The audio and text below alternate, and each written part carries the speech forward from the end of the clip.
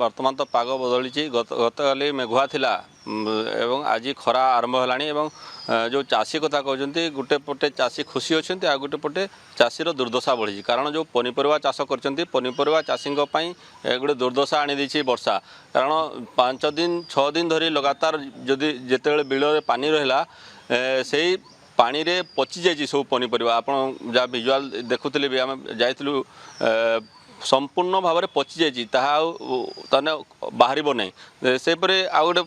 कथा को जब देखा ये अंचल प्रायतः विशेष परिमाण में कपा चाष हुए कपा चाष प्रभावित होती कारण प्रबल वर्षा रे कपा जो रुई थे मंजी रुई थे सब धोई जाइए विभिन्न स्थान में तासह आउ गोटे कथा है आउ गोटे पटे धान चाषी खुशी खबर आनी कारण धान चाष जेहेतु बंद हो ठप पड़ा चाष कम जेहेतु जून मसरे नियंटिया वर्षा होता चाष कम पूरा ठप थिला एबे जो 5 दिन वर्षा है 5 दिन रे बहुत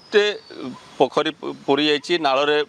पानी आसूची तो चाषी मैंने हरस होती कारण चाषी मान खुशी आसी कारण आग को चाष कम बर्तमान आरंभ हो पार जो चाष विलंब होता चाष कम आरंभ हेले ठीक समय कम से कम उत्पादन हो पार किंतु आउ गोटे कथा जो देखा जो पनीपरिया कथा कहले आम जहाँ जो सरकारी अधिकारी